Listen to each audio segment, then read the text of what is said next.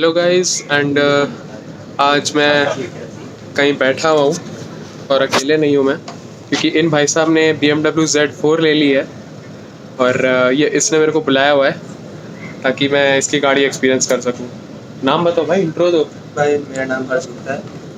और क्या करते हो? पैसा उड़ा। बंदा थोड़ा नर्वस है तो मजाक कर रहा हूँ मैं अभी फ़िलहाल हूँ BMW के X Drive एक्सपीरियंस पे। सो मैं फ़िलहाल यहाँ हूँ, अपने X Drive एक्सपीरियंस लेने आया हुआ हूँ और मेरे सामने अभी तो चल रही हैं ड्राइव्स वगैरह। मेरा अभी नंबर आया नहीं है एंड बस अभी मैं अपने बारी का वेट कर रहा हूँ। आप देख सकते हो X Drive एक्सपीरियंस Z4 और 5 सीरीज़ और ये 250।